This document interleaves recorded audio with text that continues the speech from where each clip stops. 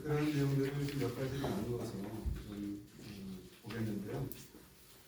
먼저 첫 번째 말씀드리는 거는 이번 정부 들어서 벌어지는 현실들이 여러분들은 다 알고 계실 테니까 자세하게 말씀드리는 것은 좀 피하겠는데, 하여튼 지난 정부에서의 그 한반도 평화 프로세스를 무조건 다 가짜 평화로 규정하고 힘에 의한 평화라고 하는 것을 이 슬로건으로 내세우고 있는데, 그 힘에 의한 평화라고 하는 것은 19세기의 그런 제국들 간의 국제협조주의의 또 다른 표현이었는데, 지금 현실이 그렇게 가고 있고 거기에 우리가 올라타고 있다라고 하는 그런 걸로 이걸 해석해야 된다라고 하는 말씀을 드리고 싶고요. 그리고 지금 우리가 인도태평양 전략이라고 하는 거에 미국과 일본이 지금 추진하고 있는 인도태평양 전략이 올라탔는데, 맨 마지막에 말씀드리겠습니다만은 앞으로 제가 보기에는 인도태평양 전략이라고 하는 건 그렇게 지금처럼 많이 해제될 것 같지가 않아요. 슬슬 없어지는 그런 보고가 될 것 같은데, 그러면서 오히려 우리에게 그 책임이나 이런 거는 다 우리가 뒤집어 써야 되는 그런 상황이 좀 되지 않을까라는 우려를 갖고 있습니다. 그리고 이제 지난 여름부터 진행됐던 것들이 이제 아주 극명하게 지금의 한일 관계의 현실과 앞으로 가게 될 그런 방향을 보여주고 있다고 생각되는데, 사도광산 전후해가지고 역사 전쟁이 국내에서 일어났지 않습니까? 근데 그러한 현실은 이런 불법적인 식민 지배라고 하는 거의 국가 정체성, 역사적인 국민 정체성이라고 할 만한 역사 전쟁의 불후퇴 방어선으로부터 후퇴하는 그런 내용이었고, 그 이후에 벌어지고 있는 것은 한일 간의 역사 전쟁에서 한국이 일본을 견인할 창끝이 국내로 돌아와서 180도 돌아와서 국내로 돌아오면서 남남 역사 내전으로 변화하는 그런 상황이 벌어졌었고, 그것은 한일 간의 우익 연대가 남한 민중을 상대로 한 그런 역사 전쟁으로 지금 전개되고 있다. 그러한 것을 상징적으로 보여주는 게 김태 안보의 제도는 중요한 발언이었고, 그런데 이거는 역사 인식의 문제가 아니라 사실은 지정하게 기초한 이 평화 안보의 문제인데, 이들이 원하는 것은 궁극적으로는 살짝 8월 27일 날, 그러니까 사도광산으로부터 한 달 만에 벌어진 일인데, 지난 여름의 끝인거리 8월 27일에 국방위에서 김전호 국방부 차관이 악사 얘기를 꺼내는 것으로 그 의미가 확인이 됩니다. 그러니까 이러한 것은 역사 전쟁의 끝에는 한일 동맹이라고 하는 것이 있다라고 하는 것을 우리는 생각을 해야 되겠고요. 이거는 분명히 한미일 동맹의 마지막 퍼즐로서 한일 동맹이 존재하고 있다, 이렇게 보입니다. 두 번째 부분은 조금 시간이 많지 않아서 이야기를 멈추겠는데요. 중요한 것은 일본 쪽에서 바라보는 동아시아의 일본에 유리한 안보 체제, 안전보장 체제라고 하는 것이 지금 만들어져 가고 있고, 그것의 기원에 1905년에 만들어진 안전보장 체제가 있다라고 하는 것을 좀 말씀드리겠습니다. 일본 쪽에서 봤을 때 그렇다라고 하는 건데, 거기에 우리가 지금 따라가고 있다라고 하는 거죠. 무슨 얘기냐면은 일본 쪽에서 봤을 때 중국의 부상과 미국의 약화라고 하는 그런 현상 속에서 일본이 새로운 안전보장 체제를 만들어야 되는 그런 과제에 있는데, 과거처럼 일본이 주도해가지고 여기에서 이 을사년에 만들어진 그런 1905년 체제를 일본이 주도해서 만들 수는 없다. 그렇다고 해가지고 전후에 미국이 만들었던 것처럼 한반도하고 대만까지를 영역으로 하는 그러한 안전보장 체제에 일본이 올라탈 수 있는 상황이 아니다. 그러면 그 대안으로 뭐냐? 일단 현실적으로는 한미일 간의 동맹을 만들어가는 것이 일본이 지금 추구하고 있는 대안이고, 거기에 우리는 적극적으로 동조하고 있다고 하는 말씀을 드려야 되겠습니다. 그거를 이해하는 하나의 키워드가 극동 1905년 체제라고 하는 건데, 제가 여러 군데서 말씀드렸습니다만은 이러한 일본에게 유리한 일본의 국가 이익을 위해서 만들어진 동아시아의 그 안전보장 체제라고 하는 것이 사실은 1905년에 일본이 만들어놓은 체제였다라고 하는 얘기입니다. 그런데 그것을 지금 다시 일본이 중심이 되어가지고 부활시키려고 하는 그런 움직임이 있고, 거기에 우리는 뭘 잘 모르고 지금 쫓아가고 있는 것은 아닌가라고 하는 생각이 드는데, 그것을 극명하게 보여준 것이 2023년도 3월이죠. 그러니까 3월 6일 날 우리 정부가 제3자 대의변제라고 하는 방식으로 강제동원 문제를 풀고, 그로부터 열흘 뒤에 일본에 가서 기시다 총리하고 역사 문제에 대해서는 전혀 이런 방법이 없는 채 한미일 간의 안보 협력을 강화하겠다라고 하는 얘기로 공동 기자회견을 갖고 그 다음날 일본 학생들을 상대로 해가지고 오카코라 텐신을 인용을 해서 용기는 생명의 열쇠라고 하는 발언을 하는데 이 오카코라 텐신이라고 하는 것이 키워드가 될 수 있습니다. 이 사람은 1905년에 일산늑약 그리고 1910년에 강제병합이라고 하는 것을 합리화하는 그러한 논리를 만들어서 서방 세계를 설득하고 있던 사람인데 근데 구태여 그런 사람을 왜 여기서 인용했는가라고 하는 건데 오카코라가 가지고 있는 의미는 일본에서는 인도태평양 전략을 만들어낼 때 아베가 이 사상적인 기원으로 끄집어냈던 사람입니다. 그래서 이 언급은 뭐냐면은 우리 정부는 이제 역사 문제라고 하는 돌덩어리는 치우고 인도태평양 전략에 올라탄다라고 하는 얘기를 했던 거죠. 그 사이에 있었던 게 2022년 12월에 있었던 일입니다. 일본에서 안보 세계 문서가 개정되었다고 하는 거예요. 국가안보 전략, 국가방위 전략, 방위력 정비 계획이라고 하는 세계 문서가 통과가 됐습니다. 아베가 그렇게 하려고 했다가 못했던 건데 기시다가 되면서 이 세 가지를 동시에 해치웠던 건데 그 주된 내용은 우리에게 알려진 것은 GDP 2% 방위 예산 조치 그리고 반경 능력을 도입하는 것이다라고 하는 걸로 알려져 있지만 사실은 그 안에 우리가 조금 더 들여봐야 할 것은 예컨대 국가방위 전략 같은 데서는 이른바 호주, 필리핀 뭐 이런 국가들하고 적극적으로 일본이 중심이 돼가지고 거의 군사 동맹과 가까운 수준으로 협력을 안보 협력을 추구해 나간다라고 하는 것과 동시에 한국이 그러한 이 동시국가의 범주 안에 들어가서 이러한 군사 안보 협력의 대상국으로 들어가 있고 거기에는 순차적으로 2+2 상호군수지원협정, 원활협정 이런 것들을 맺어 나간다라고 하는 것을 목표로 삼고 있습니다. 지금 그러한 전략에 따라서 이미 뭐 2+2는 기능하고 있고 상호군수지원협정 얘기가 그래서 나온 거고 어쩌면 그 가운데서 또 원활협정까지 나갈 가능성도 있다 이렇게 보여지고 있고요. 그런 가운데 우리는 같은 시기에 2022년 12월 달에 외교부, 국방부, 대통령 안보실이 세계 문서를 발표를 했습니다. 이 세계 문서들이 거의 일본의 안보 문서에 동기화하는 그런 내용들인 것이고 결국에는 그것이 그로부터 이 반년 후 이게 있었던 게 2022년 겨울인데 2023년 여름에 캠프 데이비드로 가져가가지고 일본의 안보 세계 문서, 한국의 안보 세계 문서가 결합되듯이 캠프 데이비드의 세계 문서로 나온 것이다 이렇게 이해할 수 있습니다. 그런 이 움직임에 사실은 이게 굉장히 사상적인 기원이 뿌리 깊이 있는 것으로 이해를 해야 될 텐데요. 역사 문제와 지정학적인 조건들, 거기에서 나오는 안보 정책 이런 것들이 다 결합되어 있다라고 하는 것들을 우리는 이미 2차 아베 내각 시기 이후부터의 역사 전쟁의 과정에서 확인할 수 있습니다.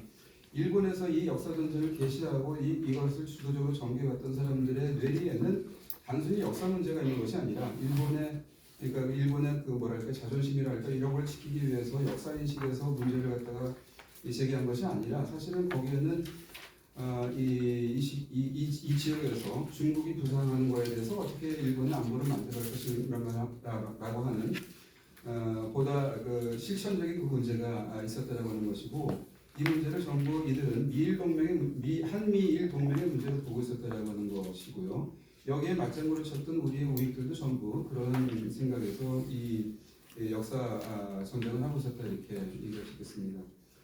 그런데 아베 때 시작했던 그런 움직임의 기본은 조금 더 깊어서 60년대로 수급해 올라갈 수가 있는데 추측은 64년도부터 볼 수 있을 것 같아요. 64년도라고 하는 해가 일본에서 통일교가 인정된 승인된 해고 그다음에 원리 연구회라고 하는 것이 만들어진 해입니다. 그러니까 일본에서의 종교 우파라고 하는 것이 수면 위로 올라온 해라고 할 수 있겠는데 64년도에 기원을 두고 그 이후에 벌어진 일들이 한일 우익 연대를 만들어가는 그런 시기였다라고 하는 거죠. 그래서 한일 간의 리버럴 연대 또는 진보 연대라고 하는 것은 잠시 있다가 없다 해왔지만 이 한일의 우익 연대라고 하는 것은 이때부터 계속 상당한 정도 조직적인 그런 이 움직임을 가지고 때때로 수면 하에서 보이지 않았을 때가 있을지 모르겠지만 줄곧 그것이 이어지고 있었고 2차 아베 내각 이후로 전면적으로 이게 위로 등장해서 이른바 일본의 우익화와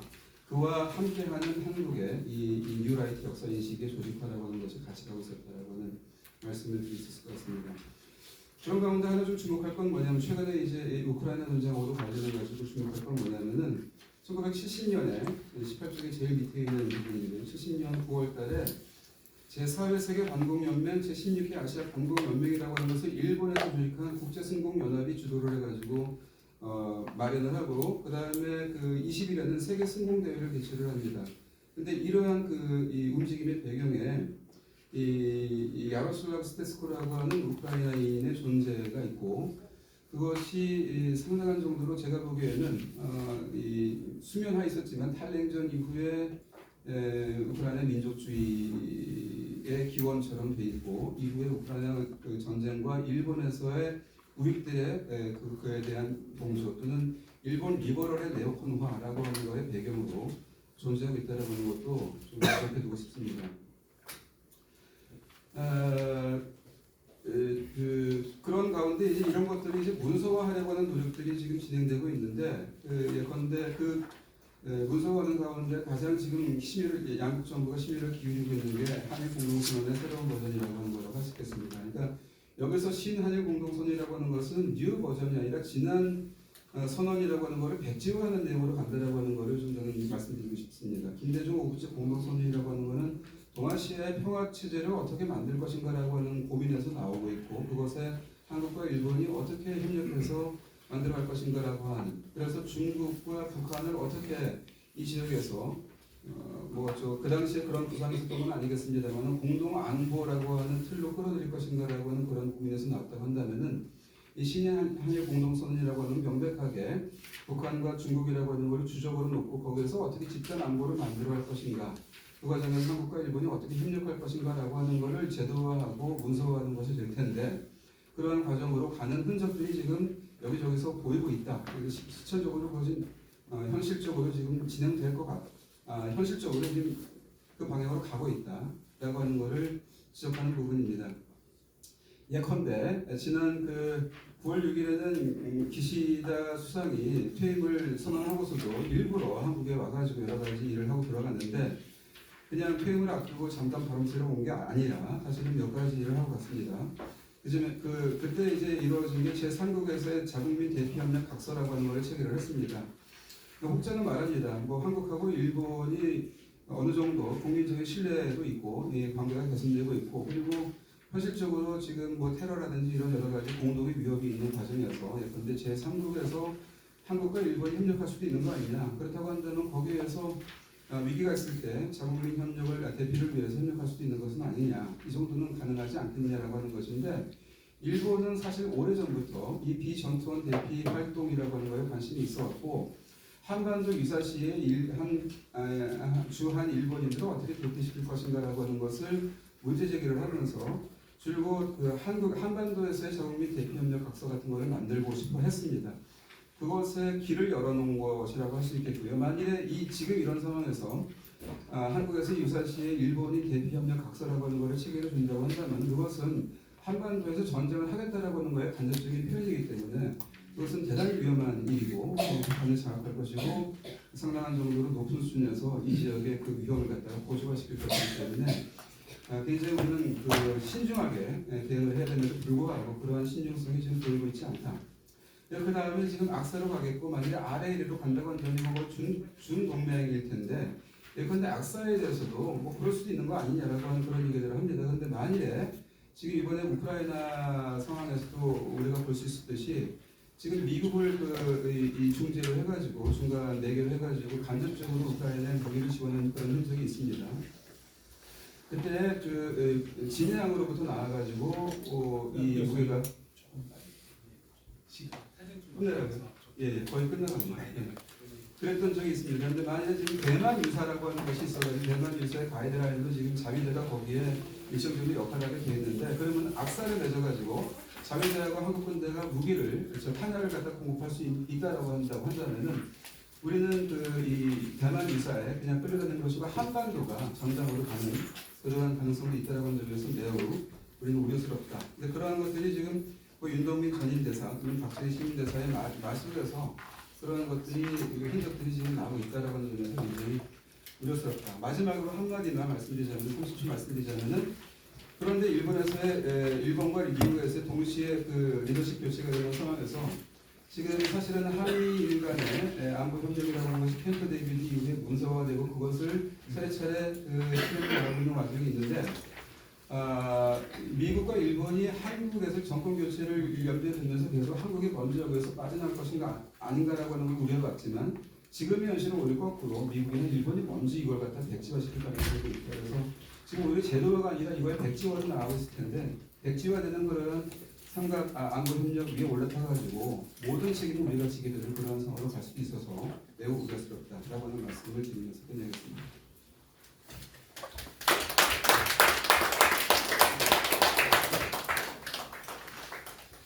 예, 이어서 진한민 교수. 네, 안녕하십니까.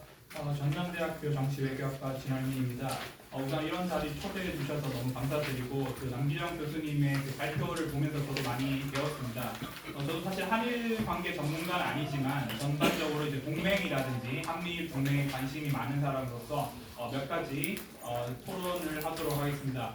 일단 그 전반적으로 이제 발제자분께서 지적한 대로 이제 과거사 안보 교환 구조가 지금 한일 관계의 어떤 그런 전반적인 어떤 흐름인 것인 것 같습니다. 즉 과거사를 봉인을 하고 경제 협력을 매개로 한일 관계를 안정화하면서 한미일 안보 협력 체계를 추구 작동하는 구조를 현 정부가 조금 더 가속화해서 그렇게 추진을 하고 있는 것 같습니다.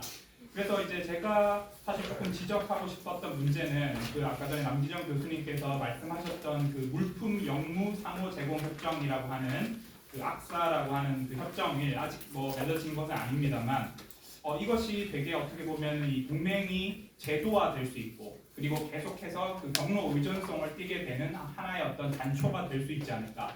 보통 동맹이 저희가 이제 그 방위 조약이라고 하는 것은 이제 Former Defense Alliance라고 합니다. 그런데 이제 그 전에 원래 보통 이제 유사시에 어떤 군사 정치적 긴밀한 협력을 하는 어떤 협의 조약이라든지 혹은 우호 조약, 앙땅테라고 하는 우호 조약이 존재하는데 이런 어떤 그 락사라고 하는 어떤 이 제도화가 사실은 그렇게 동맹의 어떤 단계를 밟아갈 수 있는데 첫 단초를 제공할 수 있는 제도화의 어떤 시초가 될 수 있다. 그래서 그것이 맺어질 경우에 어떤 결정적인 국면이 될 수 있다. 그런 가능성을 저는 좀 보고 있습니다. 특히 이 악사 같은 경우에 전임 기시다 행정부 당시에 이제 사실 독일하고 추진이 된 것이거든요. 그래서 2024년 1월에 독일 슐츠 정부하에서 이게 일본과 독일이 서명을 했습니다. 그래서 일본은 미국, 호주, 영국, 캐나다, 프랑스, 인도와 악사를 체결했고 그래서 미국을 중심으로 한 서방, 단러, 중중 진영의 어떤 제도화의 어떤 기제로서 악사가 역할을 할 수 있다. 그런 좀 우려가 있고요. 그 다음에 만약에 한국이 일본과 악사를 맺는다면 이는 단순히 한일 간의 협력 증진뿐만이 아니라 크게는 이제 유럽과 연결되는 연쇄적인 어떤 서방 중심의 다자적 군사 동맹 체제에 편입되는 어떤 제도화의 단초가 될 가능성이 있지 않은가 이런 것을 좀 우려를 해봅니다. 그래서 이제 그 제가 다음으로 그 26페이지에서 한번 좀 이제 논의 드릴 사항은 뭐냐면은 이제 트럼프 행정부가 이제 들어섰지 않습니까? 이제 트럼프 행정부가 이제 들어섰는데 결국에 이 트럼프 행정부 하에서도 이제 중국 대립이, 이제 중국 적대시 전략은 이제 계속 더 이제 추구가 될 것인데 이때 과연 이 한미일 동맹 혹은 이제 한국이 만약에 쿼드라고 하는 미일, 호주, 인도, 한국에 여기에서 만약에 일본이 다시 포함이 되고 한국이 포함이 되면은 어떻게 될 것인가? 그리고 그때 우리가 부담해야 할 어떤 비용의 문제 이런 것을 저는 약간 토론을 해보고 싶었습니다. 그래서 최근에 이제 내각에 그 트럼프 2기 내각에 입성할 수 있을 거라고 이제 물망에 올랐던 물론 이제 실패하긴 했습니다만 로버트 오브라이언 전 NSC 안보보좌관이 이제 쿼드를 그 일본과 한국까지 다 합쳐서 퀸시라고 명명할 수 있을 것이다 이렇게 인터뷰를 했던 것이 2024년 이제 9월에 그런 언급을 했었습니다. 그만큼 이제 트럼프 행정부 강요들조차도 한국과 일본을 이제 포함을 해야 된다 이런 것은 그 강요들 하에서 어느 정도 일정한 합의가 있는 것 같고요. 그런데 이제 문제는 트럼프가 그 비용을 절대 이제 부담을 하지 않을 것인데 그러면은 이제 이 한미일 동맹이 강화가 되고 그렇게 될 경우에 미국은 비용을 부담하지 않으면서 한국과 일본한테 비용을 부담할 가능성이 크다. 그래서 현재 지금 한국 국내 총생산 대비 2.5%인 국방비를 3에서 3.5%, 그래서 59조 원 정도에서 89조에서 103조까지 올릴 것을 주문을 한다. 그런데 지금 현재 이제 한국의 문제는 그 윤석열 정부 하에서 세수가 지금 많이 그 빵꾸가 났었잖아요. 근데 만약에 29.6조 원 세수가 결손이 예상이 되는데, 만약에 급격한 국방비 증액이 계속해서 이렇게 트럼프 행정부 내에서 한미일 동맹의 어떤 대가 혹은 비용으로서 이제 부담이 될 경우에 한국의 엄청난 부담으로 돌아올 가능성이 좀 존재할 것 같습니다. 그리고 이제 일본도 물론 이제 일본 이시바 내각 같은 경우에는 계속 미국과 밀접하게 연계를 하려고 하는데, 문제는 또 일본 역시 국가 부채가 GDP 대비 2021년 기준이긴 합니다. 지금은 더 늘었습니다만은 260%에 이제 달하게 됩니다. 그러면은 만약에 이 비용을 이제 일본한테 더 증액을 트럼프 행정부가 할 경우에 사실 일본 국민들이 이것을 완전히 또 받아들일 것인가, 이것은 조금 또 저희가 좀 생각해 봐야 될 문제입니다. 그래서 국내적으로 되게 이 증세에 대해서는 일본도 그 국내 여론은 반대 여론이 70%에 달할 정도라 반대가 압도적입니다. 그래서 만약에 트럼프가 그렇게 동맹의 어떤 궁핍화 전략을 펼치면서 한국과 일본한테 재정을 부담을 그렇게 시키는 식으로 만약 동맹을 이렇게 한미일 동맹을 강화시킨다 이러면은 한국뿐만이 아니라 일본 국민들 내에서도 사실은 이 논의가 약간 좌초되거나 반대에 부딪힐 가능성이 있다. 그래서 우리가 만약에 그런 부분을 약간 좀 부각을 한다든지 이렇게 좀 지적을 할 필요가 있을 것 같고요. 마지막으로 제가 드리고 싶은 것은 최근에 윤석열 행정부가 뭐 트럼프와 전화 통화를 해서 함정 건조 부분에서 협력을 강화하겠다. 그리고 이제 최근에도 우크라이나 만약 무기도 이제 보낼 수 있다 이런 얘기를 하고 있는데, 결국에는 이제 트럼프가 원하는 것은 종전을 하면서도 지속적으로 어느 정도 그 러시아 견제를 위해서 약간 누군가는 이제 그 비용을 부담을 해야 되는 것인데, 만약 그럴 때 우리가 선제적으로 이렇게 나가버린다면은 한국이 너희가 무기를 댈 수 있지 않느냐, 그렇게 해서 너희가 이렇게 좀 역할을 맡아라, 이렇게 해서 사실 갈 수도 있는 것이거든요. 그런 부분에서 섣불리 이렇게 너무 그 트럼프 행정부에게 이렇게 우리가 선제적으로 강화를 해야 된다, 그래서 그것을 뭐 막아야, 한미 동맹의 어떤 그 해체를 막아야 된다 이렇게 말하는데, 이것은 오히려 더 악수가 될 수 있다 이런 생각이 들고 있습니다.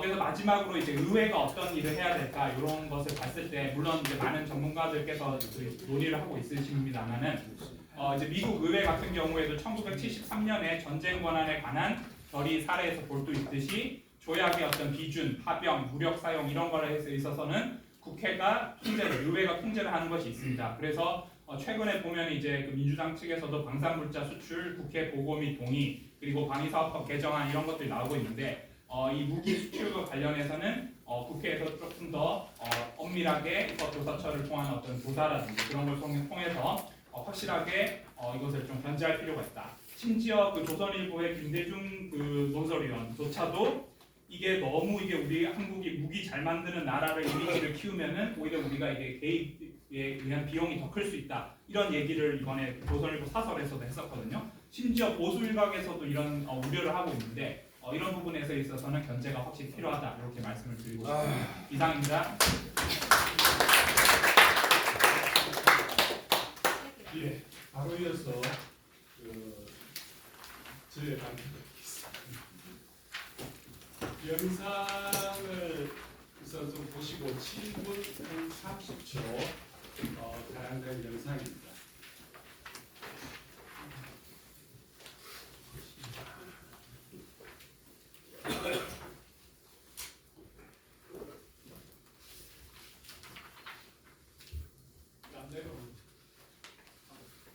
이걸 보면 될 거 아니에요? 양쪽으로 보는데 이쪽에 이제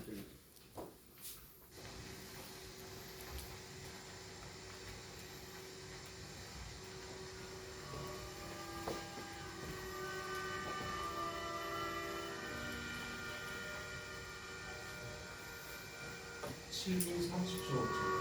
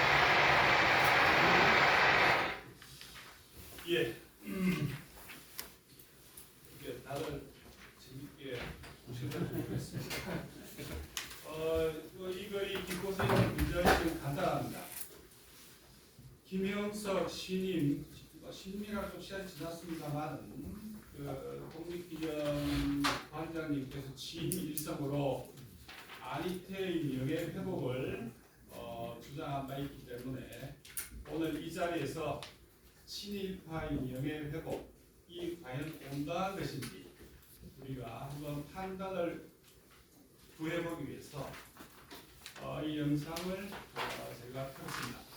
여기 지금 흑백으로 되어 있어가지고 지금 저기 왼쪽에 독일 연방 국기 표시 오른쪽에 분데스아르히프가 되어 있는데 저는 독일 연방 아르히프 우리식으로 기록원이죠. 네, 기록원의 공식 표시입니다. 그리고 그 뒤에 보면 흑백으로 나와 있어서 잘 안 보이시는데 이 명도를 올리는 과정에 좀 더 알아보기 힘들게 되어 있는데 양쪽에 검은색으로 줄 있는 게 오족 협학입니다. 그리고 가운데 지금 희미하게 되어 있는 게 일장기입니다. 가운데 일장기 양쪽에 오족 협학이 아래에서 1942년 9월 18일 만주국 건국 10주년 기념 축전곡을 아니테 당시 이름은 엑타이 안이 베를린에서 연주하고 있는 슈랑 중에서 마지막 악장입니다. 그거를 들으셨겠지만은 우리나라 만세 약간 뜻이 바뀐 우리나라 만세를 확인하실 수가 있는데 혹시 코리아 판타지라고 하는 곡을 들어보셨으면 그게 나오는 두 개의 주제가 여기에 고스란히 재현되고 있음을 알 수가 있습니다. 그래서 당시 여기 나온 인물은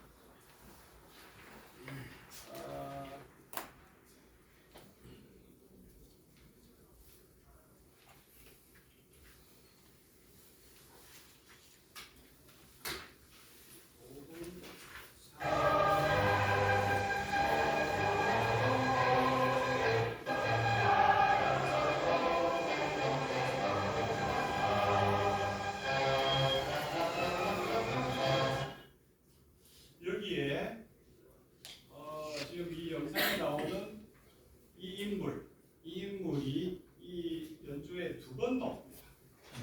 여기 나오고 조금 전에 또 나와요. 그 다음에 그 사이에 군복을 입은 중장이죠. 오시마 히로시. 당시 주독 대사였습니다. 그리고 여기 나온 인물은 대사가 아닌데 두 번씩이나 나온 이유는 바로 이 사람이 여기는 가사를 쓴 사람입니다. 그러니까 당시 만주국 공사관의 참사관이었습니다. 이름은 참사관이지만 실제로는 당시 일본이 그 차관 정치라 부르지 않습니까? 그 얼굴은 한종이나 이쪽을 내세우고 실권은 자기들이 일본인이 갖는 그 시스템 하에서 온다는 참사관이지만 사실상 실세 중에 만주국의 공사관의 실질적인 결정권자였습니다. 그래서 제가 텍스트를 따라드린 걸 한번 참고하시면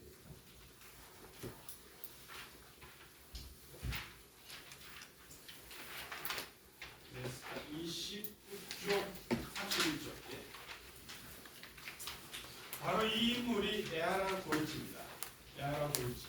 또 가운데 여성분은 하는 게 안 되고 맨 오른쪽에 있는 사람이 여인문이라고 당시 만주국 공사였습니다. 베를린 주재.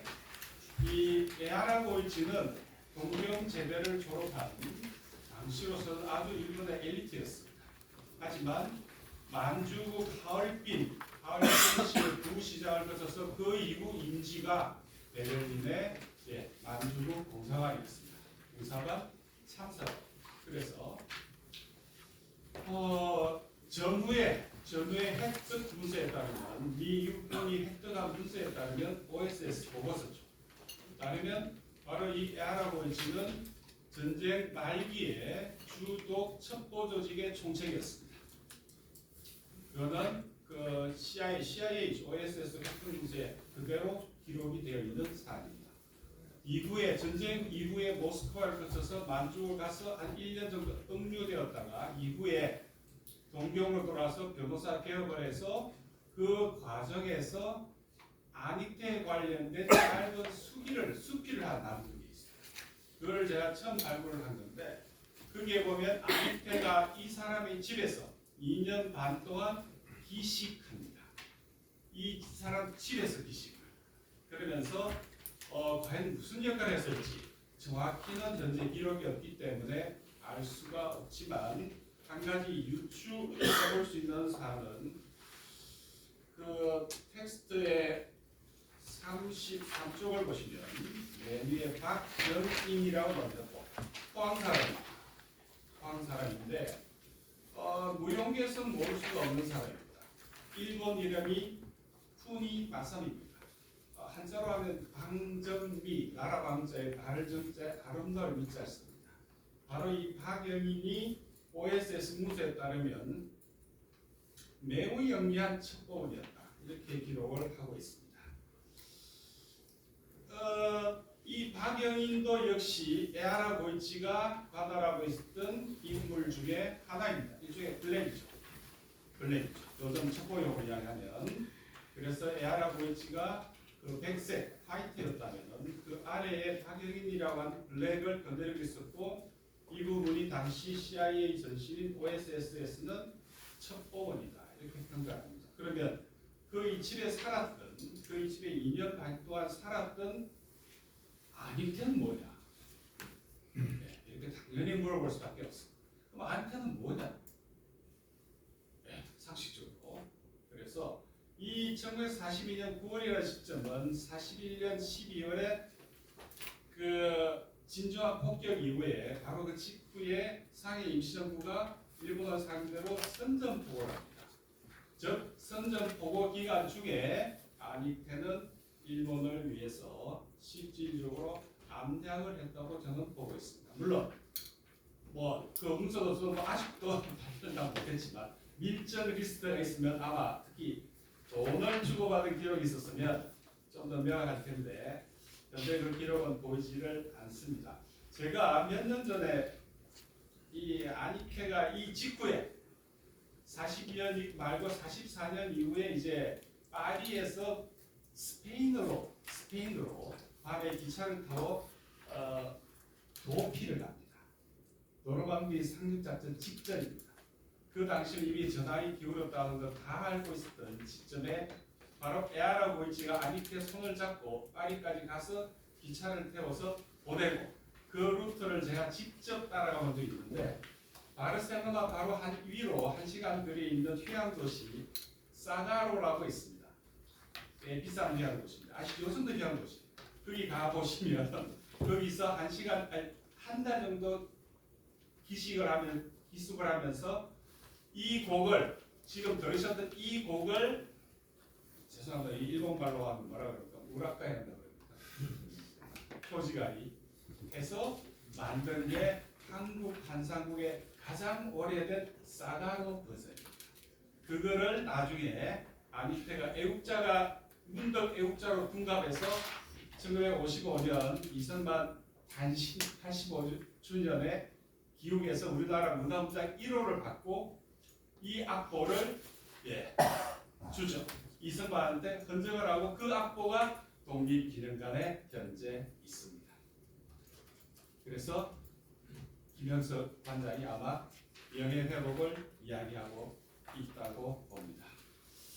그래서 저는 하나의 사례만 지금 말씀을 드리는 거고 이 모든 침략과 사례를 지금 제가 언급할 수 있는 위치는 아닙니다. 하지만 이 영상 움직일 수 없는 스모킹 건을 앞에 두고 우리가 그러면 명예회복을 하자는 이 사람은 과연 누구인지 이제 묻고 확실하게 답을 해야 될 시점이 아닌가 그런 취지에서 오늘 제가 이 영상 원래는 20년 전에 잠깐 미리 테이프로 한국에 공개되었다가 그 다음에 이거를 보기 위해서는 직접 몇 달 전에 예약을 해야 됩니다. 분데스 아키브 영상을. 그래 가서 가면 몇 달 전에 이제 예약해서 그 지름내 시장에 가면 그 자리에서만 볼 수 있었다. 바로 그 영상을 제가 그 이후에 몇 년 전에 지난 정도 되죠.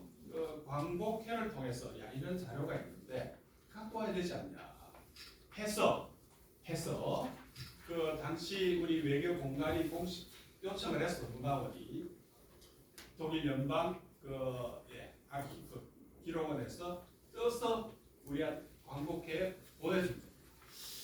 그게 실제로 가면요 이거 말고 이건 영상원에 있고 기록원에 따로 보면 에피타이한 파일이 있어요. 그 파일도 이제 다 보시려면 비행기 타고 직접 가야 됩니다. 지금 그거를 다 복사해서 받으면 되지 않냐 했는데 아직도 안 넘어와 있습니다. 보시려면 직접 비행기 타고 가셔야 됩니다. 그래서 그걸 바탕에서 제가 몇 년 전에 책을 낸 바가 있는데 아무튼 어렵지 않다고 봅니다. 이거 빨리 기록 한국으로 갖고 와야 돼요. 에피타이한 파일이 있습니다. 파일이 꽤 두툼한. 그래서 그와 더불어 이제 그 중에 하나 영상 자료는 지난 광복회를 통해서 우리가 돌려받았고 복사해 왔고 지금 방금 보신 것이 그 내용입니다. 예. 일단 제 발표는 여기까지 하겠습니다. 감사합니다.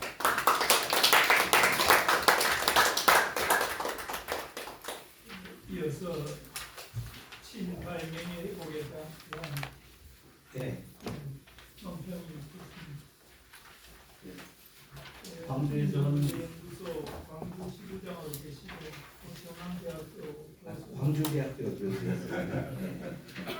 예, 제가 전남대학교 저쪽으로. 전남대학 그러면서 그냥 광주와 그냥 예. 광주대학교 전 교수로 계셨던 김순웅 교수님 좀 해주시겠습니다. 저는 사회학자입니다. 이 50년 넘게 우리 한국 사회 문제를 이렇게 파들어가다 보면은 항상 부딪힌 거의 모든 경우에 부딪히는 벽이 있는데 친일 청산을 하지 않아서 역사 저희가 바로 서지 못했던 것이 우리 사회 정치, 경제, 사회 거의 모든 분야에서 부딪히게 되는 벽이거든요. 그래서 지금 아까 또 제가 말했는데 1965년이 을사늑약 일각제였는데 박정희는 한일 구력외교를 해서 또 나라를 다시 팔아먹었고 내년도 2025년이 을사늑약 두각제가 되는데 이 정권이 해오는 것을 보면 뭘 어떻게 팔아먹고 무슨 사고를 칠지 굉장히 지금 불안한 상태거든요. 근데 이제 제가 그동안에 해왔었던 것을 보면은 대부분 문제보다는 정치 문제를 경제 문제를 꼭 크게만 이렇게 보고 다루고 있는데 큰 것만 보지만 그렇게 아니라 우리 주변에 잘못을 봐야 되고 또 지나간 것들만 볼 게 아니라 지금 현재 우리 주변에서 일어나고 있는 것들도 좀 봐야겠다 하는 그런 사회학적인 관점에서 저는 원래 거시 사회학자인데 이럴 때는 또 미시적인 문제를 많이 부탁드렸습니다.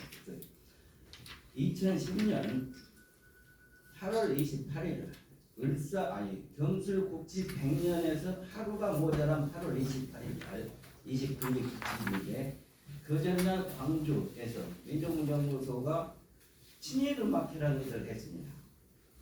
우리 주변에 엄청난 것들이 아직도 내년이 해방이 되면 이제 80주년이 되는데 일본이 물러간 지 80년 되도록 우리 속에 우리 것처럼 자리 잡고 있는 놀이들, 말들, 게임, 노래들 이런 모든 것들이 마치 우리 것처럼 자리 잡고 있는데 과연 그런 것인지 아마 이것부터 정리를 하고 넘어가야 되지 않을까.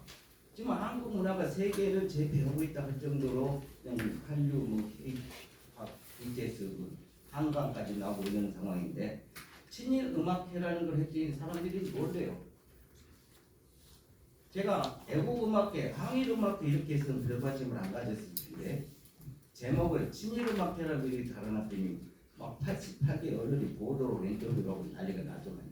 그래서 거기서 봤던 게 뭐냐면은 우리가 봤던 이제 방금 안익회의 애국가도 문제고 우리가 불렀던 선구자, 희망의 나라 이런 노래들이 그 자체가 친일음악인데 우리가 모르고 부르고 있었고 물론 친일을 했던 그 음악인들이 41명의 친일인명사들이 올라 있습니다.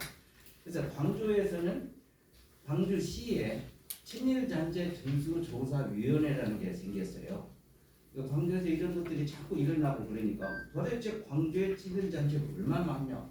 왜 친일파들이 그렇게 많아서 무슨 윤치호의 아비 갑자기 이름 생각 안 나요.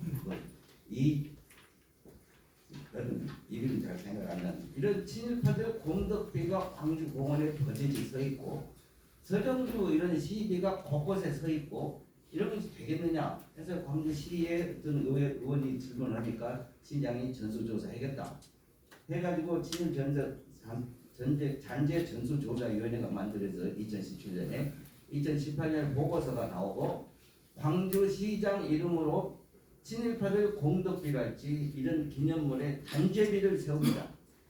또 일제 식민 통치 잔재들에다는 안내판을 세워요. 무슨 신사터랄지 뭐 신사가 남아있는 것이랄지 경찰서 부지였랄지 이런 데서는 안내판을 세우는데 그때 재밌는 일이 있었어요. 우리가 박수 쳐야지 될 일인데 자 광주시가 하는 공식 행사입니다. 시장 이름으로. 그러면 이제 국민의례가 나오죠. 아까 국회에 대한 경례도 나고 애국가는 생략을 했는데 보통 생략을 하는데 안익태 애국가 대신 다른 애국가를 부른 적은 관에서 하는 공식 행사에서는 없었습니다.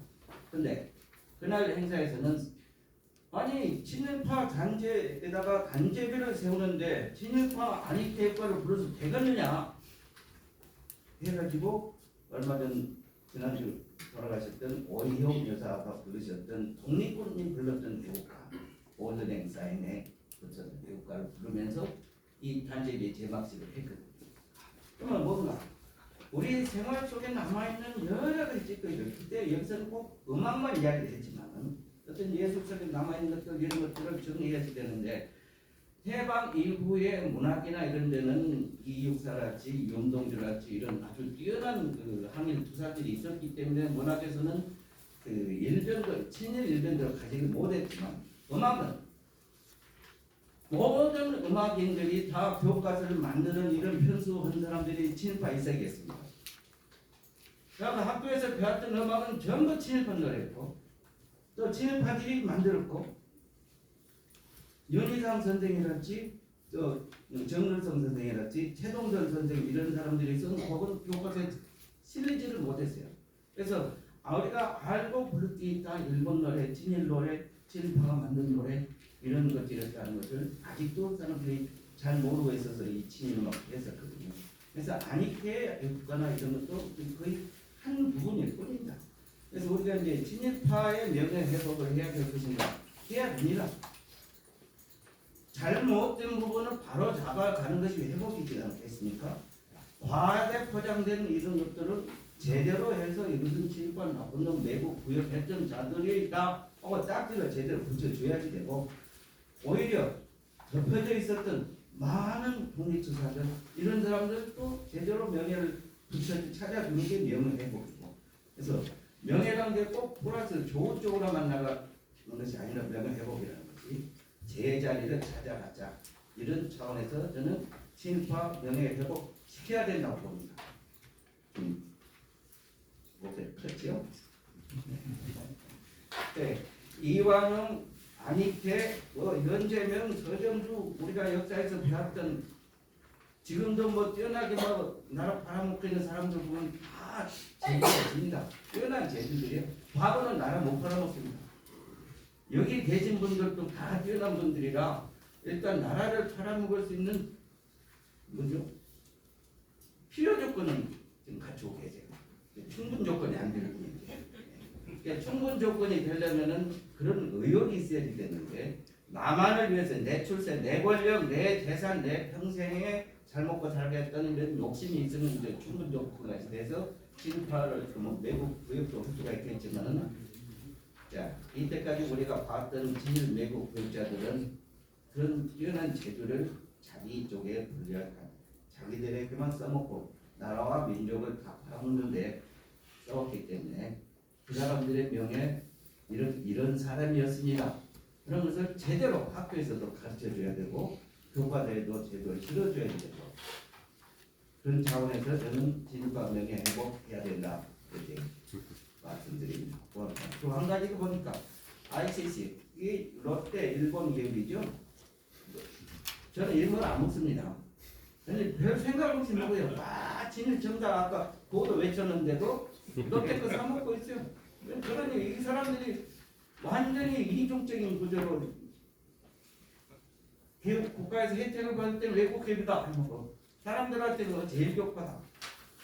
정권들하고 사돈 맺은 이것들이 제일 좋다 해가지고 피는 우리 것이다 하니 이 나쁜 게 썩어 피거든요. 그래서 우리가 그런 것조차도 우리 주변에 있는 것들은 좀 잘 알고 하나하나 챙겨 나가야지 해방 80주년이 되는 내년에 부끄럽지 않은 그 역사를 다시 이야기할 수 있을 것 같습니다.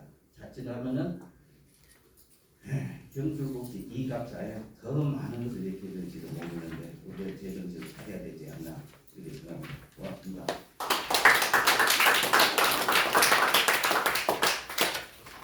우리 강태호 박사님. 예.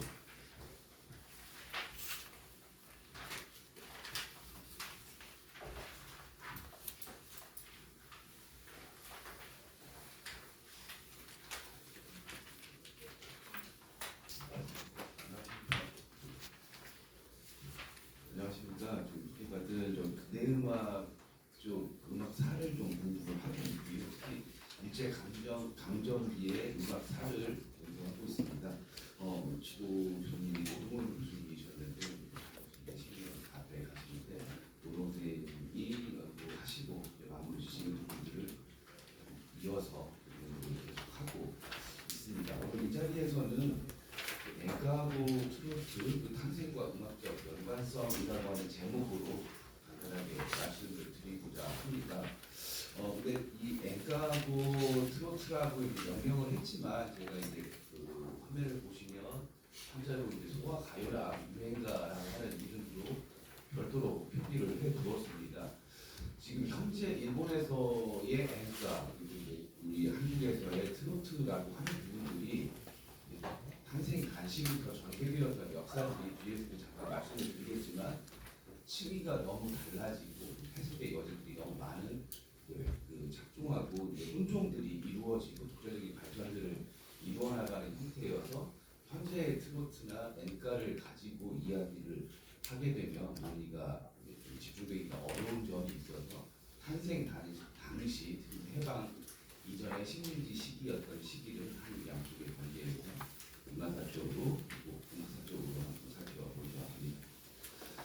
순서는 그 책자에 있는 내용과 거의 같게 진행을 해왔고요. 엔카하고 트로트가 일본에서 어떻게 탄생을 했고 식민지 조선에서 어떻게 탄생을 하면서 유행을 하게 되었는지 그리고 그러한 과정에서 이제 트로트의 조직의 이제 고유한 특성이라고 하는 문화적인계라고 하는 것들이 일본에서 음악의 근대화나 근대화 과정에서 어떻게 탄생을 하게 되었는지에 대한 부분들을 하고 그 부분들이 엔카로 확장되는 그런 과정들에 대해서 살펴보고요.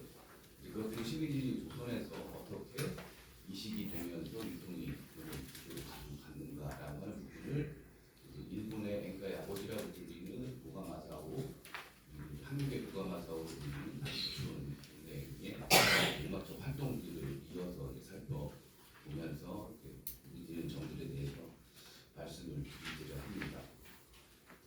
화면을 보시면서 따라와 주시면 좋을 것 같은데요. 지금 대한민국은 몇 년 전 미스트롯이라고 하는 프로그램 히트를 치면서 열풍을 넘어서 거의 광풍이라고 할 정도로 트로트가 흐르고 있는 상황입니다. 구글링을 한번 해봤더니 방송 프로그램과 27개의 프로그램이 나오더라고요.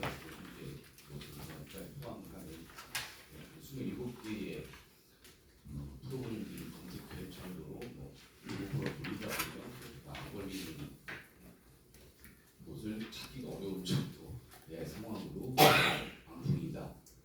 근데 이 트로트가 이제 한국에서는 어려운 아픈 역사를 갖고 있기도 합니다. 그러니까 해방이 되고 나서 50년대, 60년대에 이제 그 외색이라고 하는 걸 일소하자라고 했을 때 이제 가장 음악 쪽에서는 타겟이 되었던 게 이제 뽕짝이라고 이제 명칭을 쓰면서 이제 트로트 일본풍의 가요들을 대처를 하고 이제 없애자라고 하는 이제 논의들이 이루어지게 되고 또 거기에서 우리도 좀 잘 아시겠지만 뭐 이미자의 뭐 도배가시는 이런 유의 노래들도 다 외색 가요의 시기에 휘말리게 되고 그 일본풍의 앵가미의 가요들을 뽕짝이라고 하는 좀 폄훼하는 이름들로 새로운 인식들로 가게 되었습니다. 56년도 신문 기사에 이제 외색가요라고 하는 이제 외색가요 배척 운동을 해야 된다라고 하는 논의들이 이루어지고 있습니다. 근데 이제 이게 제가 다시 이제 이 문제를 다시 한번 천체거라고 꺼내고 대자라고 이제 하게 이제 문제를 갖게 되었던 건 이해인 교수님이 말씀하셨지만 친일 문제에 대한 제대로 된 청산이 없어서 노무현 관장이 뭐 아니든 명예 회복을 주장하는 이제 이런 상황과 마찬가지로 이제 음악이라고 하는 게 단순히 이제 소비하고 향유하고 즐기면 되지 않느냐, 거기에 의미를 부여를 하느냐라고 하는 주장을 하실 수도 있는데 뭐 나훈아 이제 가수 나훈아 씨라든지 이 그룹에서는 이 트로트 뽕짝이라고 하는 장르에 대해서 전통 가요라고 하는 이름, 그리고 이제 아리랑 가요라고 부르자라고 하는 이름, 그리고 이제 전통 음악의 문화재로도 지정을 해야 된다라고 하는 아주 잡기는 한 것 같지만 그런 움직임들이 자연스럽게 또 일어나고 있거든요. 그래서 이제 훈장을 줘야 된다든지 전통가요의 위상을 사용해야 된다라든지라고 하는 이야기입니다. 프레시안의 기사를 보면 이제 뽕짝 대신에 아리랑이라고 트로트 가요를 불러달라고 이제 나훈아 가수님께서 말씀을 하신 거고, 일반 훈장을 받은 전통가요 딱 맞는 제 이름을 찾아줘야 된다라고 하는 이런 움직임들이 이루어지고 있다라는 점에서 이 트로트의 원류, 탄생이라고 하는 것들이 어디에서 기인을 하는지에 대해서 살펴봐야 되지 않느냐라고 하는 부분으로 이 글이 시작되게 되었다라는 말씀을 드리겠습니다. 이제 그 본격적으로 이제 그 앵가라고 하는 장르가 어떻게 이걸 탄생을 하게 되었는지에 대해서 말씀을 드려보도록 하겠습니다. 앵가라고 하는 것은 연설 연재에다가 노래 가짜입니다. 실제적인 장르로 일본에서 이제 저 앵가가 무슨 정식으로 쓰여진 거는 이 연가라고 하는 형태를 하는데, 이것들이 우리가 알고 있는 이제 들어와 있는 그런 앵가의 개념들이 이제 많은 변화들을 겪게 되고요. 실제적으로 일본어 발음으로 앵가라고 불리는 차음으로 한자들은 그 앵가를 표현하는 방식이 그 이후에 이제 다양하게 나오게 됩니다. 이제 초창기에 1920년대, 30년대를 앵가의 형성기로 보는데 이제 보다 앞서서 거리에서 대중들을 계몽시키거나 한 연설의 중간에 어떤 그 효용으로서의 노래들을 부르기 시작했던 데에서 출발을 했던 것들이 일본에서 이제 대중 매체라든지 매스미디어가 발달을 하게 되는 일련의 과정들이 20년대, 30년대에 들어서면서 이제 그게 대중 가요의 형태로 나타난 것이 이제 앵가라고 하는 형태인데, 초창기에 앵가라고 하는 것은 자유민권운동이나 근대를 상징하는 어떤 그런 내용들의 가사들이어서 초창기에 있었던 그 다이너마이트라고 하는 그 앵가의 원류라고 불려지는 노래인데 잠깐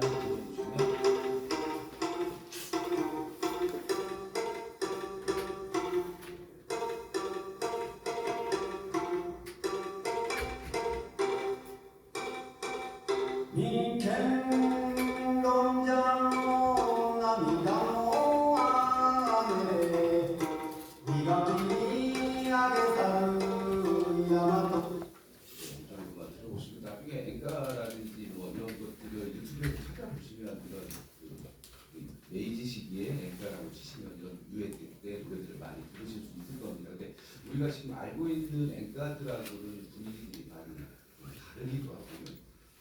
그런 내용인데 이것들은 주 내용들은 이제 근대 문물에 대한 계몽이라든지 대중들에 대한 자유민권의식의 사상, 이제 그런 것들을 고취하기 위한 내용들로 그 N가 그 연설을 연자에 올해 가짜에서 시작이 되었는데 이게 말씀드린 대로 이제 일본의 이제 그 근대화 시기가 이제 가속화되는 다이쇼 시대하고 이제 쇼와 시대에 이르러서 대중 가요로서 이제 완전히 장르를 구축을 하게 됩니다. 이제 그런 가운데 이제 뒤에서 잠깐 말씀을 드리겠지만 고바야시 다카유키라고 하는 일본의 음악학자가 한국의 트로트하고 일본의 엔카를 시기별로 구분을 해서 일본은 올드 그리고 미들, 뉴 이제 세 단계의 엔카가 있다라고 이야기할 때 그 올드 엔카의 시기를 1920년대, 30년대로 보고 있습니다. 근데 이제 그런 것들이 그냥 그 엔카라고 하는 인식이 크게 없이 진행이 되다가 1960년대, 70년대에 들어서서 이제 엔카라고 하는 공식 이제 전통 가요, 일본에서의 전통 가요의 양식들을 장르명으로서 이제 확장되어서 유통이 되기 시작을 하는데요. 이제 거기에 큰 계기를 한 게 지금 앨범 자켓인데 후지게이부라고 하는 그 여자 가수를 이제 엔카의 별이라고 이제 호칭을 하게 되면서 이 엔카라고 하는 것들이 지금 우리가 알고 있는 뉴의 이제 엔카로서의 음악적인 장르로 일본에서도 유통이 본격적으로 시작된 시기는 이제 1960년대, 70년대라고 볼 수가 있습니다. 그 1920년대, 30년대에는 그들 스스로가 그 장르를 엔카라고 이제 일반적으로 부르지 않았다라는 말씀이고요. 엔카라고 하는 음악적인 장르로 일본에서도 유통이 되기 시작하는 건 60년대, 70년대였다라고 말씀을 드릴 수가 있겠습니다. 다음은 이제 우리 전통 우리 이제 조선에서의 한국에서의 상황이라고 보면 한국 그 인종문화 대사전에 보면 이제 이 엔카 트로트에 대해서 이렇게 설명이 되어 있습니다. 일제 강점기 일본 엔카의 영향을 받아서 형성된 대중가요로 꼼짝으로 전국의 보며 독특한 오문계를 음악적 특징으로 하고 일본 엔카의 번역 전환 노래를 거쳐 1930년대를 전후한 시기에 국내의 정착이 본격화되었고 1990년대 중반에 정리된 대중가요 양식이다라고 정의를 하고 있습니다. 그러니까 우리 스스로도 트로트라고 하는 가요 그 장르명으로 이 트로트를 규정하지 않고 사용을 하고 유행가라든지 가요라든지라고 하는 이름으로 사용을 하다가 트로트라고 하는 이름이 밑에 표의 정리를 보면 아까 말씀드렸던 고바야시 다카유키라는 음악학자가 정리를 한 건데 올드 엔카, 미드 엔카, 뉴 엔카의 이런 3단계의 시기 우리는 올드 트로트, 미들 트로트, 뉴 트로트 이제 신세대 트로트라고 한 단계를 넣어서 설명을 하고 있기도 하고 지금 뉴 엔카나 신세대 트로트라고 하는 부분은 이제 제가 이제 말씀드리고자 하는 부분에서 조금 비켜 나가져 있다라고 말씀을 드릴 수 있을 것 같습니다. 근데 실제로 트로트라고 하는 그 명칭은 외색이라고 하는 말을 피하기 위해서 팝스트롯이라고 하는 그팝 장르의 양식이 있거든요. 그 장르의 양식을 빌어서 사용을 의도적으로 했었는데 이제 그 용어를 트로트라고 장르명으로 구축했는데 이제 트로트라고 하는 명칭보다는 뽕짝이라고 하는 이름으로 판매되면서 이제 진행이 되었다라고 말씀드릴 수 있겠습니다. 자 그러면은 이제 조직의 가장 큰 형식 중에 하나라고 이제 음악의 구성 요소 중에서 조직이 가장 큰 중요한 요소 중에 하나인데요. 일본에서 은하누키 음대라고 하는 것들을 뭐라고 해야 될까요? 발명했다고 해야 될까요? 만들어냈다라고 하는 형태인데 전통적인 음계들이 일본에서도 여러 음계들이 존재를 했습니다. 근데 제가 이제 은하누키 음대라고 표현을 하고 주목을 한 이유는 전 세계의 많은 음악들, 특히 동양 음악들 같은 경우는 서양식의 7음계보다는 5음계를 사용을 합니다. 요나 뒷비라고 하는 게 일본어로 보면 요하고 나가 네 번째하고 일곱 번째를 뜻하는 그 일본의 그 음명이거든요. 그래서 네 번째 음하고 일곱 번째의 음을 뺀 음계이다라고 얘기를 한 겁니다. 그래서 알고 계신 도레미파 솔라시도에서 네 번째하고 일곱 번째를 빼게 되면 도레미파하고 다른 데로 이제 구성을 했을 때 이야기가 되는데 일본의 전국에 이 요나누키 음계가 저는 주목을 한 것이 간다코에이하고 메가타 슈라라고 하는 사람하고 이자와 슈리라고 하는 일본 근대 음악의 선구자들이라고 할 수 있는 사람들인데 이제 그들이 주장을 했던 국악 참성론이라고 하는 부분하고 좀 연결을 시켜봤습니다. 전통적으로 우리 음악을 국악이라고 부르긴 하지만 국악이라고 하는 용어를 우리 스스로가 사용하지는 않았었는데 일제강점기를 통해서 이제 장학원의 직제병, 이황직의 직제명으로 이제 국악사라고 하는 것들이 들어오면서 국악이라는 용어도 유통이 시작했는데 이제 그거는 일본에서 이제 만들어낸 이제 근대적인 장치라고 할 수 있습니다. 타라 입구를 표방을 했던 일본의 근대화에서 전통을 바탕으로 하되 서양의 것을 받아들여와서 새로운 양식으로 만들어내는 것들을 국악이라고 칭했고 이런 것들을 세 사람의 노력으로 인해서 음악 연구기관 그러면서 거기에 마지막으로 해낸 것이 요란기 장은계, 요란기 단계라고 하는 은계 형태로 정리가 되었다고 그 정리된 것들은 학교 교육이나 이런 부분은 참가를 통해서 유통을 시켰고 또 하나는 이제 군대라든지 유행 대중음악 쪽에서는 이 엔카 쪽으로 요란기 단계가 주요한 음악적 구조로서 사용을 할 수 있는 토대들이 이제 요란기 단계들을 만들어서 유통을 시키는 거에 역할을 하였다라는 말씀을 드리겠습니다. 지금 화면에 보시는 건 학교 교육을 통해 가지고 이제 참가를 만들어냈었는데 참가집을 학교 교육을 통해서 유통을 시켜서 음악적 감성들을 구축을 해냈는데 여기에서는 외국 곡들의 원하는 곡들이 많이 있었지만 새롭게 창작된 곡들은 어김없이 오음계의 음악계를 사용하고 있었다라고 하는 말씀을 드릴 수 있겠고요. 이제 이 부분이 조선에서 이제 동일한 과정을 통해서 유통이 이제 되게 되었습니다. 그 주요한 구조로 이제 뭐 마찬가지겠지만 군대라고 하는 공간, 학교라고 하는 공간, 교회라고 하는 공간을 주목을 해봤고요. 군대라고 하는 공간에서는 전통적인 악대 대신에 이제 서양식 군악대 그리고 서양식 악대 지도자를 초청을 해서 군악대를 설치를 해서 유통을 시키고 행진을 한다든지 교회는 선교사들이나 이런 분들이 와서 서양식의 창가 교육들이 이루어지게 되고 학교에서는 창과 교과목이나 음악 교과목이라고 하는 형태로 유통을 시키면서 자연스럽게 12기 조선에서도 이 요나누키 은계라고 하는 부분들이 문학적 감성들로 대중들을 좀 준지화시키고 익숙하게 만드는 데 역할을 했다라고 볼 수가 있습니다. 시간이 좀 많이 지나는 건데 빨리빨리 넘어가서요. 박식주라고 고가마사오에 대해서 잠깐 말씀을 드리겠습니다. 고가마사오라고 하는 사람은 엔가의 아버지라고 불리는 사람이고 여러분들이 익숙하게 꼼짝하면서 기타를 치면서 앞에 시작하는 기타로 반주하는 그 멜로디를 개발을 한 사람으로도 알려져 있습니다. 그 특별히 고가 멜로디라고 이제 명칭을 지을 정도이기도 하고요. 엔가의 초창기에 작곡가로 활동을 했고 약 5,000곡 정도의 작품을 만들었다고 알려져 있습니다.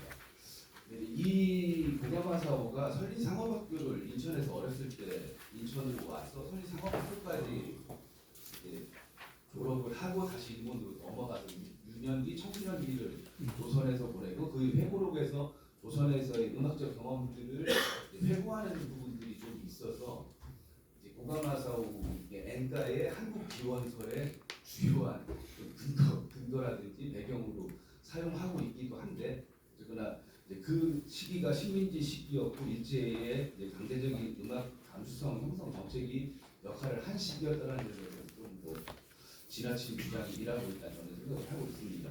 여기에 이제 박식주는 한국의 고가마사오라고 불리는 정도의 작곡가라고 할 수가 있고 약 3,000곡 정도의 작품들 초창기에 트로트의 초창기 해방 이후에까지 작업을 하셨던 분입니다. 근데 이 두 분의 이제 행적들을 좀 관심 있게 비교해서 보시면 재미있을 것 같기는 한데요.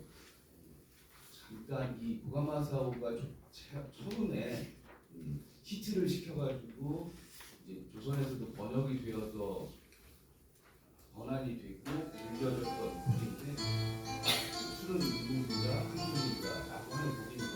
이 엔가라든지 알고 있는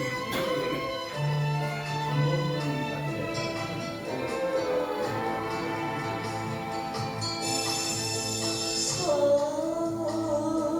태어난 기가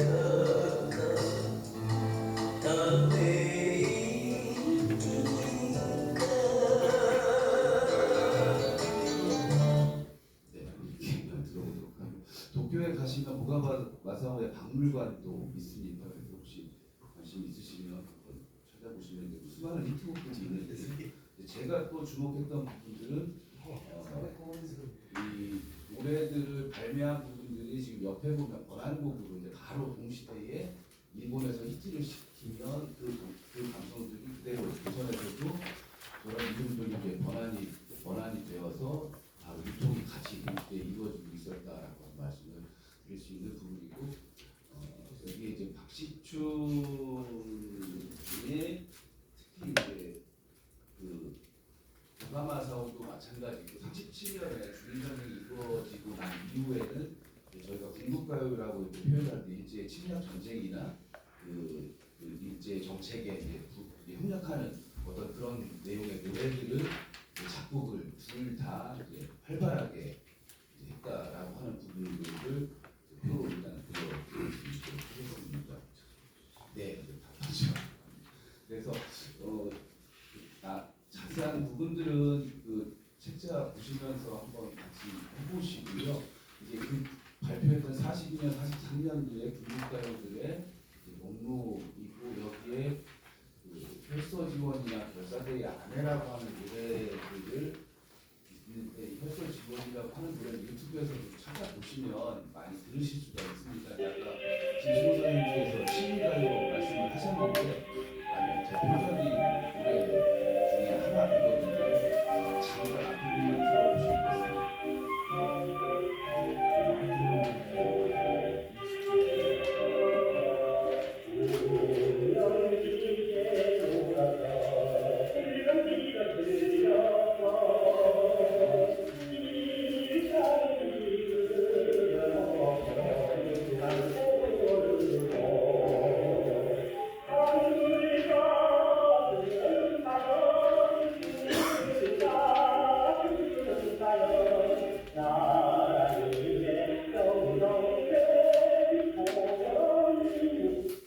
네, 혈서 지원이라고 하는 노래였고요. 이거는 한번 들어보시면 여기에 노래를 부르신 분이 남인수 백년사 박형님이라고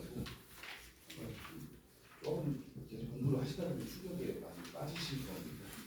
아시는 분들이 다 나와야 될 것 같은데 그래서 마무리를 하겠으니까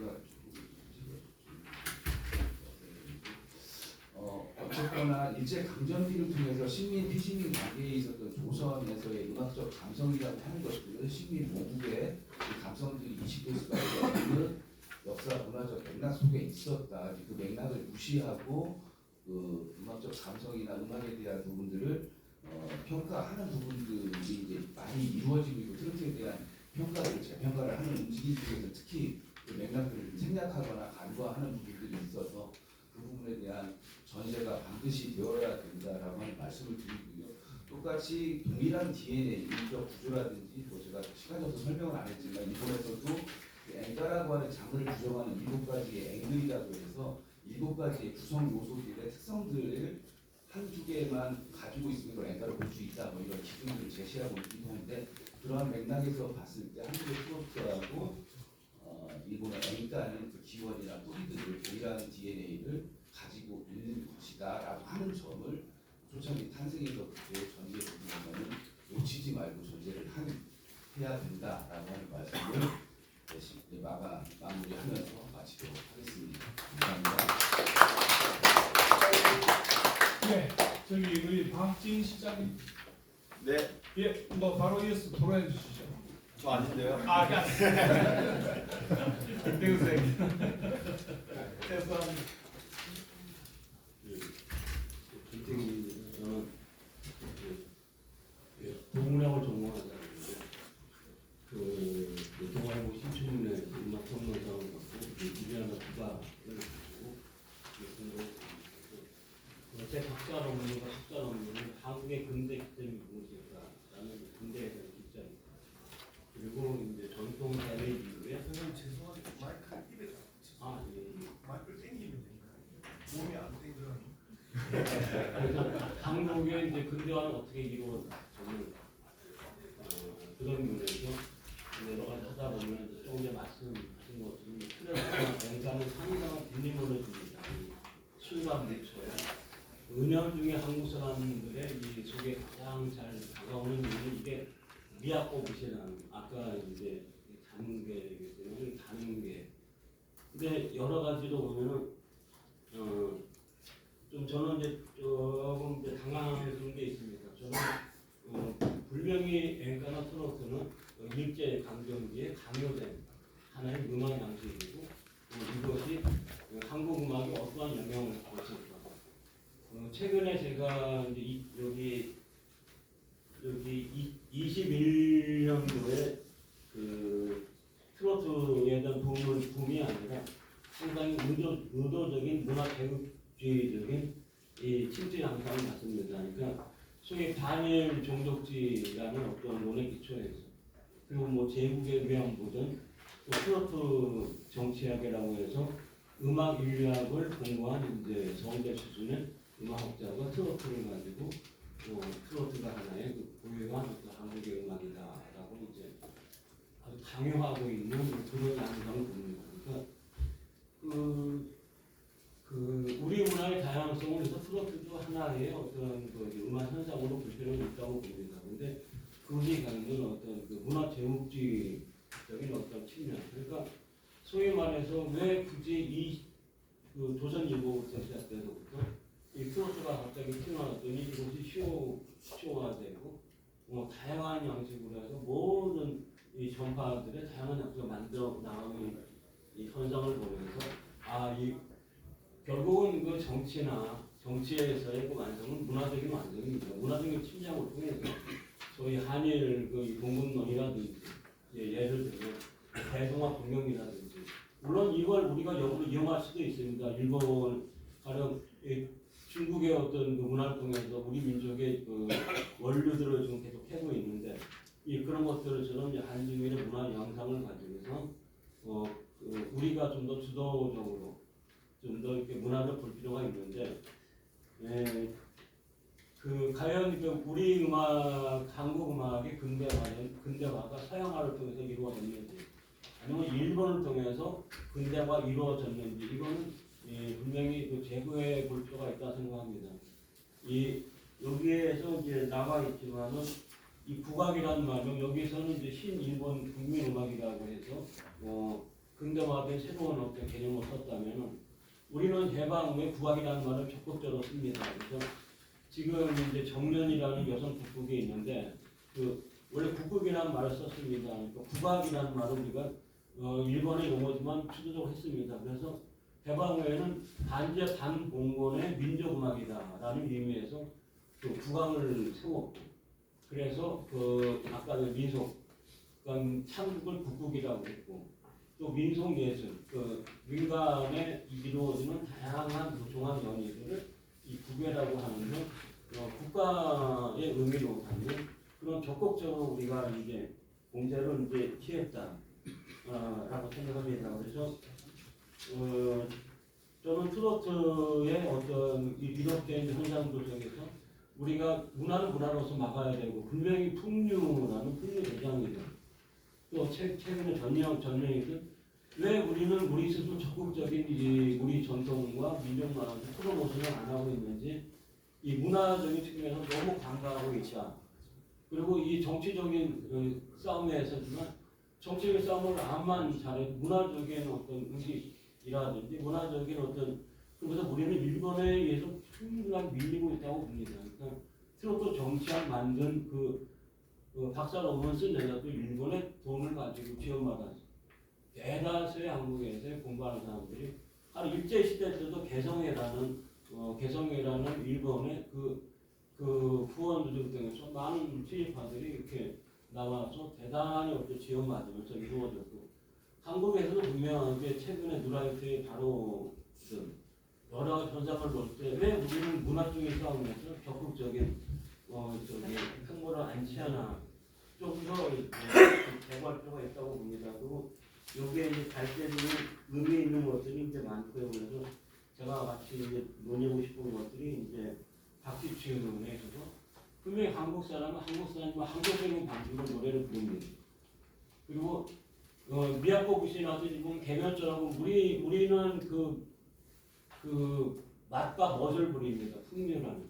근데 일본 사람들은 일본 말 속에 있지만 말하는 거 것처럼 아까 아주 단순하고 몸이 건조한 어떤 그런 식의 음악들을 한다면은 우리나라 저도 전라도인데 거기에 밑에 떨어지고 위로 꺾어주는 아주 그 절묘한 어떤 그 멋들이 있습니다. 그러니까 우리가 한국 사람 트로트를 부르면 진짜 잘 불러요.演歌를 부르면. 근데 여기에는 묘한 한국적인 방식과 한국적인 논리가 있잖아요. 그러니까 외국에서 들어오지만 우리는 이걸 가지고 다시 숙박시키고 다시 만들어서 새로운 걸 창출하고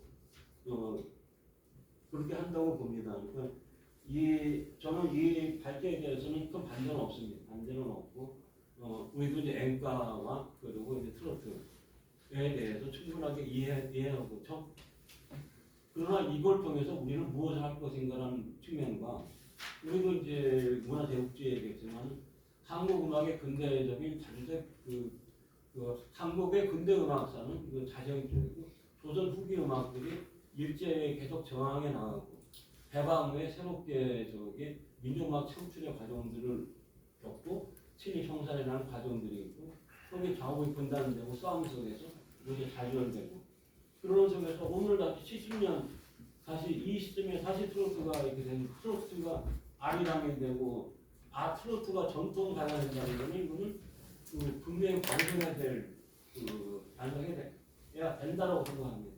한국에는 한국 음악이 있습니다. 일본도 일본 음악이라고 하고 왜 불란서 음악이 나오는데 왜 한국 음악에 또 신여서 일본과 관련성들은 우리가 충분히 검토해봐야 되지만 좀 더 이 민족음악의 최성을 살리고 그런 속에서 반복되지만 풍류 대장이라든지 우리는 적극적으로 우리 걸 알면은 그런 식의 문화 싸움이 필요하다라는 네. 말씀을 좀 드리고 싶습니다. 이상입니다. 네, 감사합니다. 이 세 분의 발제 토론이 있었는데 우리 양문석 의원께서 일정상 떠나시기 전에 좀 질문하실 게 있다고 신청을 하셨기 때문에 듣고 잠깐 시기로 하겠습니다. 예, 죄송합니다. 이제 정치에서 이제 어떻게 문제를 풀어나가야 될 것인가에 대한 고민들이 있습니다. 앞서 이혜영 교수께서 하셨던 안익태 관련 파일들을 독일로부터 사오든 받아오든 복제품을 가져오는 부분에 있어서는 저희가 준비하고 할 수 있는 영역입니다. 근데 지금 이제 오늘 앵커 트로트 문제와 관련해서 상당히 이제 혼란스러운 거죠. 그러면 이제 이 부분을 정치권에서는 어떻게 받아서 이 정치 영역에서 어떻게 풀 것인가의 고민입니다. 그런데 여기에서 좀 문제의식들이 저는 계속 가지고 있었던 문제의식들이 뭐냐면 앵카는 안 되고 팝송은 되나? 앵카는 안 되고 클래식은 되나? 소위 말하는 그 클래식이라는 것 자체가 이 개념상 어떻게 보면 불편하고 불쾌할 수도 있는 부분입니다. 제가 한 10년 전에 국악 방송의 전론 PD한테 상당히 충격적인 이야기를 들었었는데요. 우리 음악의 주도권을 뺏긴 지 이제 채 100년 정도밖에 안 됐다. 다시 우리가 우리 음악의 주도권을 가져오는 날이 우리의 노력 여하에 따라서 달라질 수 있고 시기를 땡기려 했다 이렇게 이야기하는데 사실상 제가 예영 교수하고는 뭐 개인적으로 형님 동생 하는 관계라서 형은 꼼짝 그러면 마음에 안 쓸래? 정서적으로 가장 진작에 터치 안 해요. 형이 엄청나게 클래식 음악을 좋아하고 좋은 이 음반과 그다음에 좋은 앰프를 갖고 있는 대표적인 클래식 애호가한테 꼼짝이 다가간다는 거 아니에요? 우리 피 속에 이미 트로트라는 이 가락이 녹아 있다는 거 아니에요? 이런 측면에서 어느 날 또 어느 순간 해방 전후에 또 이 팝송이 우리의 피 속에 들어오고 그러면서 문화의 변동들이 가는데 저는 그래서 이 논의를 하면서 왜 이 논의를 해야 되지? 라는 문제의식과 함께 그러면 무엇을 할 것인가? 라는 부분에 대해서 고민을 이제 해봅니다. 제 속에서 이러한 역사적인 의식을 갖자라는 거냐? 안 그러면 예를 들어서 앵카든 트로트든 훨씬 더 공격적으로 일본에 역수출하면서 가락은 우리가 받았지만 가사는 우리가 주입시키는 이런 공격적인 이 진흥 정책을 쓸 것이냐. 지금 어쨌든 미국 음악이든 유럽 음악은 상당 부분 우리가 이 역공을 취하고 그다음에 실질적으로 상당 부분의 주도권들을 우리가 가져가는 소위 말하는 K-팝들의 흐름이 있단 말이에요. 그리고 뭐 K-클래식도 마찬가지인데 그러면 일본을 향해서 우리는 K-트롯은 안 되는 건가? 이런 고민들이 이제 한꺼번에 이제 닥치면서 무엇을 할 것인가, 어떻게 할 것인가에 대한 고민들이 이제 좀 더 돼야 안 되긴 해서 약속을 드릴게요. 앵커만 갖고 한 번 더 합시다. 좋은 생각이. 저희 방에서 이 앵커 트롯 문제를 갖고 한 번 더 나는 해볼 필요가 있고 그다음에 여기에서 성격을 정확하게 좀 가져가야 됩니다. 씨는 개들이 뿌렸지만 나무를 키우고 열매를 맺은 건 우리다. 라고 하면 우리의 열매를 너희들도 땅에다가 뿌리겠다. 뭐 이런 좀 더 적극적이고 공세적인 부분들이 학교에서 좀 있었으면 좋겠다는 말씀을 드리고 정말 끝까지 한테 있어야 되는데요. 또 이 정치인들의 속성상 정말 또 나가주는 게 예의인 것 같아서 다른 일정 때문에 먼저 일어나겠습니다. 죄송합니다. 고맙습니다.